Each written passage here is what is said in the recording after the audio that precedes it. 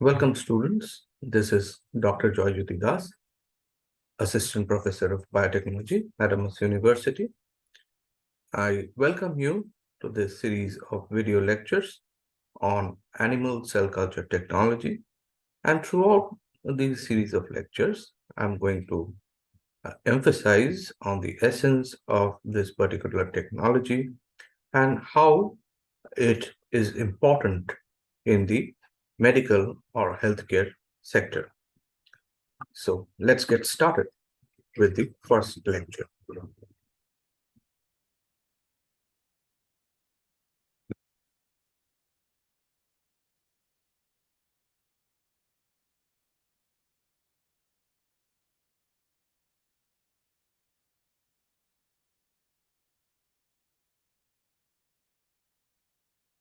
So this lecture is going to be an introductory one of the series. And here I would talk about the essence and fundamentals of animal cell culture technology. So what is cell culture? So uh, throughout this series, whenever I use the word cell culture, uh, it is implied that I'll be talking about animal cell culture. And for students who are aware of the course microbiology, would definitely know that in microbiology also we uh, do culture of cells, of living cells, but then there we culture various types of microorganisms such as bacteria, fungus, or cyanobacteria, and other various microorganisms.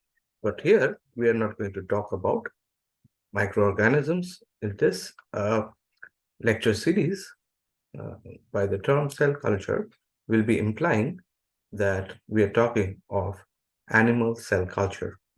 Okay. So cell culture is the process by which prokaryotic, eukaryotic, or plant cells are grown under controlled conditions. So cell culture is an umbrella term for different for culture of different types of cells that exist on the planet. So they can be prokaryotic, they can be eukaryotic, or they can be eukaryotic animal cells or eukaryotic plant cells. And growing these in the laboratory under controlled conditions is what is referred to as cell culture. But as we said, in the purview of this particular subject, so we will refer to cell culture as the culturing of cells derived from animal cells. And that is what is conventionally called as cell culture. So cell culture was first successfully undertaken by Ross Harrison in 1907. So you can well estimate how old this technique is, and it has been around because it is of paramount importance, as I said, in the healthcare sector. So slowly we are going to learn about the various applications and the various benefits that this particular technology extends to mankind. So Rouse, a scientist in 1885, for the first time maintained embryonic cheek cells in cell culture. Okay. So we are going to talk more about that in a little while.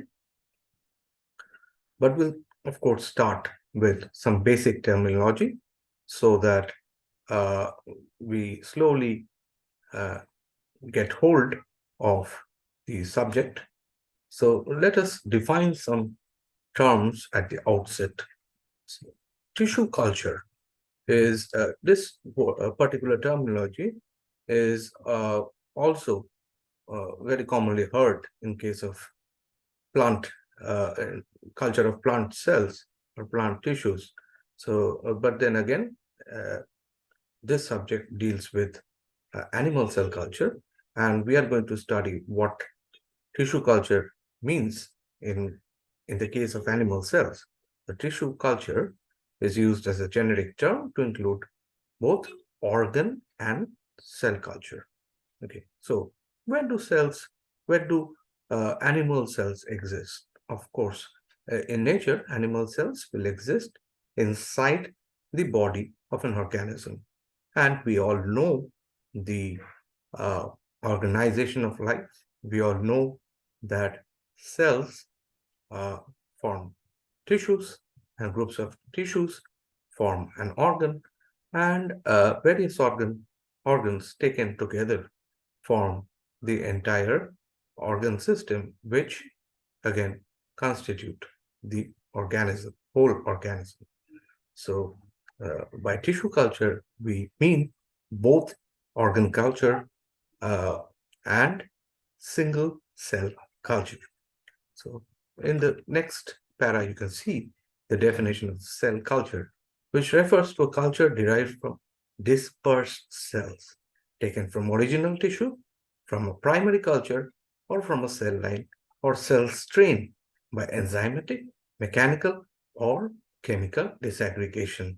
So, we have to understand all the words that are put in the form of a definition in this particular line. So let's go word by word. Cell culture refers to a culture derived from dispersed cells. So what are dispersed cells taken from an original tissue? So you have a tissue which is part of an organ, say, and you've taken out the tissue from that particular organ, from a particular organism, and you have somehow disintegrated the tissue. You have scattered away the cells. You have like isolated cells from that particular tissue. Tissue is a collection of cells, and you have taken the cells out of the tissue in the form of single cells. Then those are dispersed cells. Or from you have taken cells from a primary culture.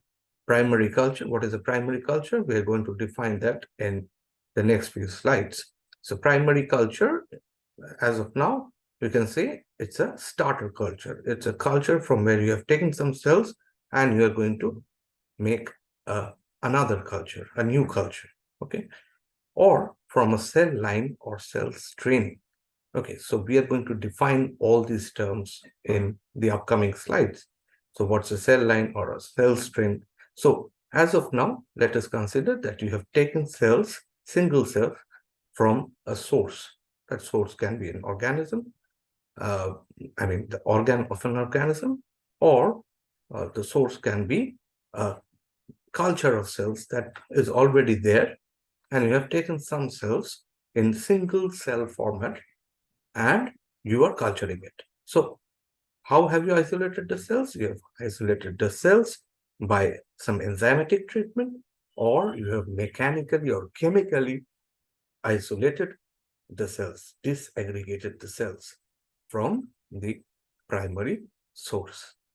Okay, so that is cell culture. By cell culture, we are implying that we are culturing single cells, dispersed cells. Let's go to the next definition, histotypic culture. So all these terminologies are going to be important. And once we conceive the idea that these lines or these definitions intend to impart, then we are going to get the flavor of animal cell culture technology. So histotypic culture, let's go to it. This term implies that cells have been re-aggregated or grown to recreate a three-dimensional structure with tissue-like cell density. For example, by cultivation at high density in a filter well, by perfusion and overgrowth of a monolayer in a flask or dish, by reaggregation in suspension over agar or in real or in simulated zero gravity, or by infiltration of a three-dimensional matrix such as collagen gel. So there's nothing to worry. We are going to understand the meaning of all these terms or all these phrases, but not right now, slowly by slowly. As of now, let us understand the definition simply. What histotypic culture is or implies is that cells have been taken separately. Cells have been taken separately, different types of cells. Because why different types of cells? Because any organ system will contain different organs, and every organ will contain different types of tissues or cells, right? No organ in your body contains only one type of cell. There is always an admixture of cells. For example, take your liver cells. So liver cells will have the specific liver cells or hepatocytes. It will also have blood vessels through it, means it will have the endothelial cells. It will have the blood cells running through the blood vessels, and it will also have the matrix cells or the stromal fibroblast cells, and it will also have the immunological cells. So every tissue in our body is heterogeneous in composition, and so while you are recreating a tissue in vitro, we are trying to create a tissue, artificial tissue-like environment in vitro. You have to take all the types of cells into consideration, right? Otherwise, it won't be a perfect mimic of the in vivo scenario, right? So growing different types of cells together. So that's why they're saying if you are re-aggregating different types of cells or maybe a single type of cell to create a three-dimensional structure that has a tissue-like density. You're not culturing cells at single level because that does not correctly resemble the in vivo scenario of your body, because cells in your body are not staying singly. In fact, they're forming a tissue and existing in like synergy with each other. Okay, so to create that kind of a 3D environment with a tissue-like density, you have to re-aggregate the component cells. Okay, and there are several setups in uh, cell culture by which you can perform this task, and we are going to learn about them slowly and gradually as we proceed to our lecture series. Okay, so when you're doing this kind of a job of creating or recreating tissue-like environment that occurs inside your body, then you're actually doing a histotypic culture. And we all know that histo means tissue. Okay, then let's come to the last definition of this particular slide, which is called as organ culture.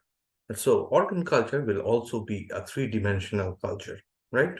So if you're culturing single cells on a substrate, then that will be a 2D culture. So let me introduce the concept of 2D and 3D cell culture right here at the outset. So if you're culturing cells, single cells on a surface, why do you need a surface? We are going to talk more on that. But animal cells, most animal cells will require a surface to grow on. And so if you're culturing single cells on a surface, then you're actually doing a 2D culture. But if you are culturing the cells in a 3D format, you're trying to grow them together as they would grow inside a tissue, living tissue inside your body, then what you're doing is actually a three-dimensional culture. It's no more a 2D planar culture.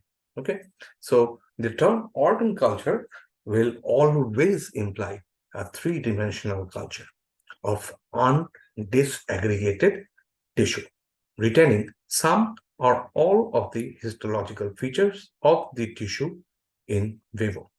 Okay, so organotypic implies, this word implies the same procedures, but recombining cells of different lineages, such as epidermal keratinocytes in combined culture with dermal fibroblasts in an attempt to generate a tissue equivalent. So, so the difference between histotypic and organ culture is that while talking about histotypic culture only, I said that if you're trying to create a 3D environment, if you're trying to create the environment of cells that you find in the in vivo scenario, then you would try to grow the cells in a 3D form. And to make it more organ-like, you would need to consider its association with other cell types in that particular organ. Okay, so recreating a liver does not mean culturing hepatocytes in a 3D format, but also including the other cells that are found in the liver tissue. Okay, that's why they have said that organ culture will always imply a three-dimensional culture of undisaggregated tissue. So tissue that is not disaggregated tissue, that is not broken down into dispersed cells, okay, into single cells, single component cells of the tissue. Rather, it is a three-dimensional culture of the undisaggregated tissue as it occurs in your body. Okay, and in that condition only, it will retain some or all of the histological features of the tissue as it occurs in your body. Okay. So hope that is clear. So these are different levels of cell culture. So from basic to advanced, and we are going to see the applications of these or how these are important and how you may perform these culture techniques. Okay. Let's move to the next slide, wherein I would like to show you that if you're culturing single cells in vitro, in single cells on a, a culture vessel, then this is how they would look like. Okay, so now I would like to uh, compare this form of culture or this technique of animal cell culture with that of microbial cell culture. And you would well remember that in microbiology, we use two forms of culture. One is solid culture and the other one is the culture in liquid broth, that is nutrient broth. Okay, so the bacteria can grow in the form of colonies on the agar surface, or bacteria can also grow in bulk broth in the form of dispersed cells, right? And when the OD reaches a certain value, the turbidity is so much that you can uh, clearly distinguish it with your naked eye, and you get to know that the cells have grown. Okay, but what do you see in these images? You don't see that kind of colony formation or dispersed cells in a liquid broth. What you can see are cells sitting on some surface.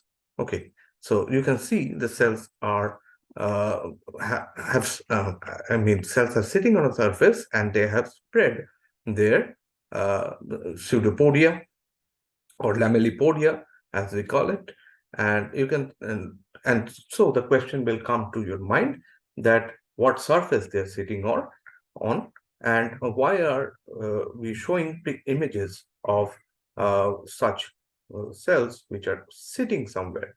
That is quite intuitive. The answer to that is quite intuitive because mostly all the cells of your body, if, whatever cells you can think of, except blood cells or say sperm cells, ovum cells, other than that, all the cells of your body are residing in some tissue or the other in the form of attached cells. They are not floating in the tissue. They are like stuffed inside the tissue and they are sitting on some attachment surface. Okay, so most of the cells of your body are in that condition and are called as adherent cells. So adherent cells means those type of cells which adhere to the surface and grow. Okay, so in animal cell culture, mostly we are going to culture adherent cells. What are the other types of cells? The other type of cells are your blood cells or the sperm cells, and they're all suspension cells. They can float, they can survive. Okay, and in the floating condition, in the suspended condition, and they do not require any uh, attachment for their growth or multiplication. But the other cells of your body, lung cells, liver cells, kidney cells, heart cells, all cells of your organs, of your solid organs, will have adherent cells. And these images show you certain types of cells when they are cultured artificially in lab conditions. So what you see towards your left are the epidermal keratinocytes, and what you see on your right are the epidermal melanocytes. Okay. Again, in the next slide, you can see some other types of cell, uh, one being osteoblast. Osteoblasts are bone cells. And on the right, you can see skeletal muscle, myoblasts, which are muscle cells. So they're all adherent in nature, and they look uh, similar or slightly different based on their lineage. Okay. So these are the cells, these are the types of cells we are going to talk about in animal cell culture. And now let us get introduced to different types of cell culture, and some very important terminologies will again be cropping up, and we need to understand the essence of these terms. Okay, so let's talk about primary culture. So primary refers to something that comes first, right? So cells, when surgically or enzymatically removed from an organism and placed in suitable culture environment, they will attach and grow and will be called as primary culture. So you have isolated single cells from an organism and placed them in a culture environment. They need not be like cells.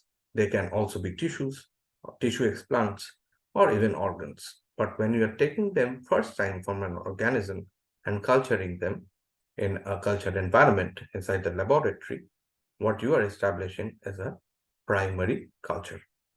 So primary cultures or primary cells have a finite lifespan. This is another very important thing to deal with, because the cells of your body, it has been seen that normal healthy cells of your body, when they are cultured in artificial media inside the laboratory, they can grow up to a certain number of divisions. After that, they would fail to grow. This is what distinguishes them from immortal cells or cancerous cells.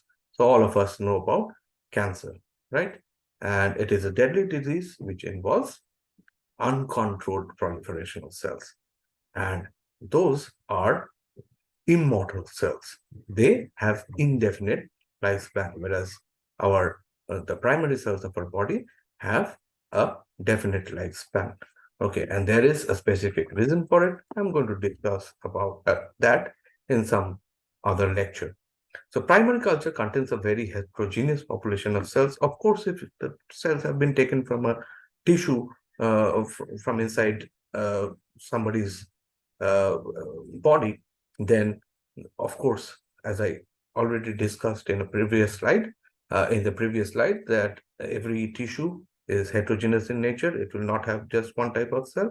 So primary culture will obviously contain heterogeneous populations of cells. Subculturing of primary cells lead to generation of cell lines. So now we are getting a new term, subculturing. So what is subculturing? Subculturing is similar to inoculation in microbiology. So once your primary culture is like laden with cells, it is completely full, and there's no more space for newer cells to grow there. Then you what do you require to do?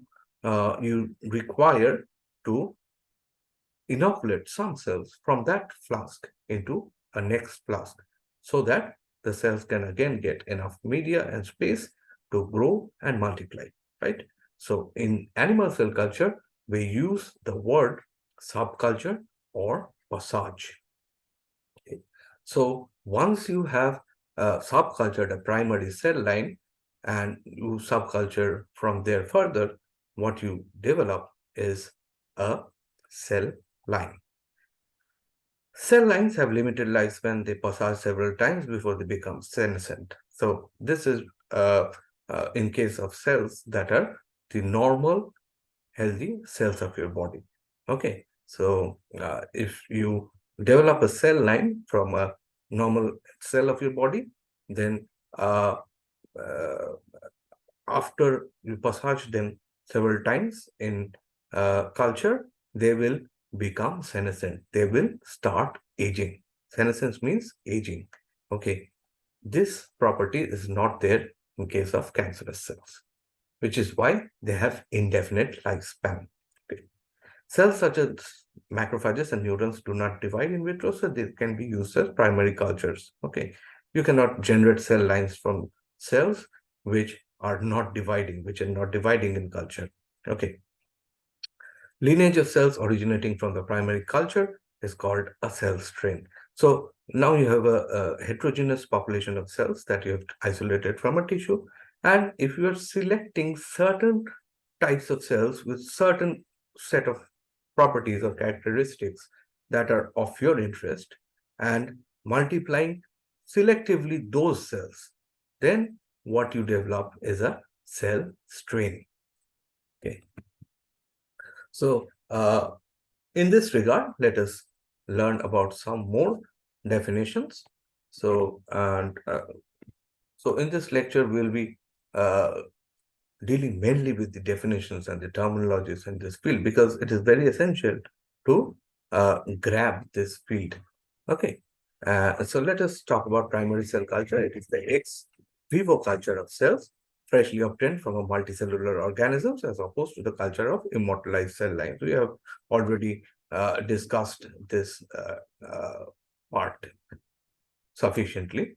So let's go to the terminology cell line. So once a primary culture is subcultured or passaged, as I said, it becomes known as a cell line. And cell strain, what is cell strain? It is a characterized cell line derived by selection or cloning, as I said, from that heterogeneous population of cells in a primary cell culture. If you have specifically isolated some cells and started growing them or multiplying them, then what you are generating is a cell strain. And what is passage number? This is another term. It is the number of times that the culture has been subcultured or passaged. Okay. And generation number, what is it? It's like the doubling time in microbiology. It is the number of doublings that the cell population has undergone. Okay, so passage number and generation number go hand in hand, but they mean different things though. Okay, so why do you need two subculture cells? This is very clearly discernible, like or understandable, because in microbiology also, as I said, when the media goes turbid and there is no more space for newer cells to like divide and survive and multiply, then you would require to transfer some of them to a new flask. Here also, in animal cell culture, you would be needing to apply the same logic. Okay, so let me now introduce another new term, which is called as confluence. So how do you know that the cells required to be subcultured? Of course, you have to check the confluence under the microscope. So in the first image here, you can see that the now adherent cells, we are talking about adherent cells, right? So adherent cells will sit on a surface and grow. And that if you see that culture vessel under the microscope, so initially when the cells are less in number, they would be appearing like this, quite distant from each other, and say that is 10% confluence. So as time goes by, the cells divide and the confluency increases from 30 to 50 to 90. So when it is around 80 to 90% confluent, then you can clearly see that there is no more space for newer cells to form and attach. So now the cell is, or the culture is confluent, and you need to subculture. So in this regard, we are going to talk about certain more new terms when it comes to subculturing.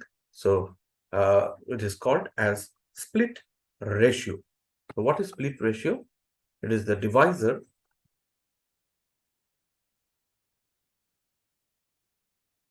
of the dilution ratio of a cell culture at subculture. Say you have a flask containing your animal cells, and you want to uh, divide the cells, or you want to passage the cells into four new flasks. Okay, so you had 100 ml of culture, and you're distributing it into 400 ml of culture. So that would mean a split ratio of 4. So again, with regards to subculturing, comes a new term which is called as plating efficiency. What is plating efficiency? It refers to the percentage of cells seeded at subculture that will give rise to colonies. Okay, so if say you have plated 1,000 cells, and you are saying you find that 900 of those cells have given rise to new colonies, then what is the percentage? Of course, 90% is your plating efficiency. Then seeding efficiency, the percentage of the inoculum that attaches to the substrate within a stated period of time. Okay, so without you implying viability or survival, okay, but not necessarily proliferative capacity. So once you have seeded cells, once you have passaged the cells and transferred them to a new flask, immediately the cells will not attach, right?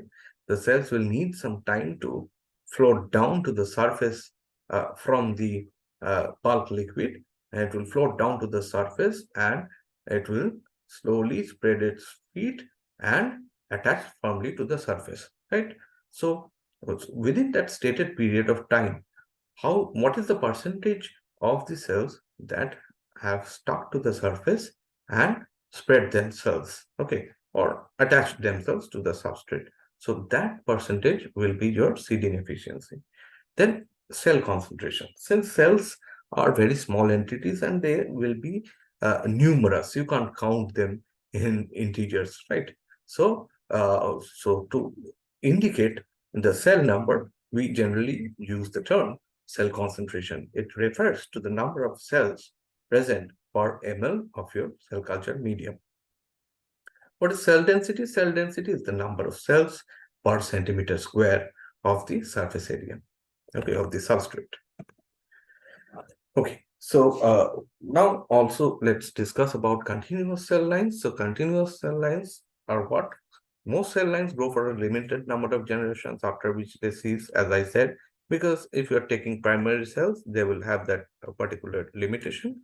They will uh, grow for certain generations, and then due to aging, they will perish. That is what has been observed in vitro. But cell lines which either occur spontaneously or induced virally or chemically transform into continuous cell lines will grow forever. Okay. So if you are talking about cancerous cells are immortal cells, we know, and they uh, exhibit uncontrolled proliferation and indefinite lifespan, right?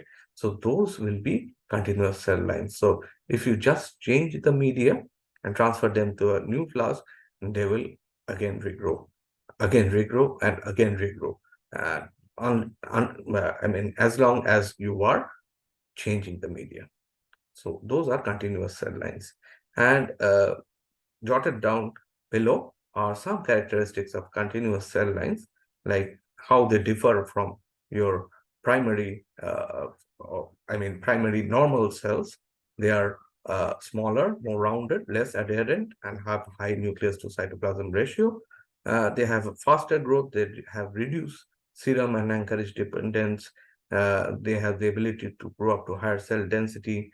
And unlike normal cells, which exhibit the property of contact inhibition, cancerous cells or immortalized cells, they do not have this property of contact inhibition. Like if they're growing side by side, normal cells, once they feel the contact, they will not like override one another. but cancerous cells lose this property and they grow one on top of the other. And so they can form balls of cells, nodules of cells in culture. Okay, and generally the continuous cell lines will have this kind of a property. Okay, so in this next slide, we are going to see the one of the continuous cell lines, or the cancer cell line, which is called as HeLa cell line. And HeLa was the first isolated cancer cell known to humans, and it was isolated from the body of a lady who had cervical cancer, and her name was Henrietta Lacks, hence the name HeLa. Okay, so to summarize, what we spoke of in this particular lecture. So uh, if you're taking cells from an organ and you are enzymatically or mechanically dispersing the cells in the particular culture, and then you're adding media to that culture and growing them, of course, the cell uh, will grow and divide and reach a confluent stage. At that confluent stage, you have to, or you require to subculture the cells to keep them maintained in culture. Otherwise, there will be overgrowth here and the cells will die. So you will passage them or subculture them. And what you uh, generate by this process is called as a secondary culture. So this was the primary culture and this is a secondary culture. But what you have essentially done is you have started developing a primary cell line because you have already subcultured your primary set of cells. Okay. And when you are again subculturing from that primary cell line, you develop a secondary cell line. And but if you have isolated cells from a normal healthy organ, then that cell culture will go up to a finite number of divisions because, as I said, normal cells have a definite lifespan. Whereas in the other case, if you're taking cells from an organ that has a tumor, you have taken and isolated those tumor cells and cultured them, then since these are transformed cells, these are cancerous cells, these have uncontrolled growth and proliferation and indefinite lifespan, you can keep on subculturing them as many times as you want. Okay. That is why research is going on with HeLa cells even today. And it was isolated way back in 1950s. That is only because HeLa cells are those type of continuous cells which have infinite lifespan and they can divide infinitely in culture. With that, we conclude today's lecture and we are going to continue with more on the basics of animal cell culture and understand its essence in the healthcare sector and why this technology is so important uh, in biotechnology and allied uh, life sciences. Thank you for watching.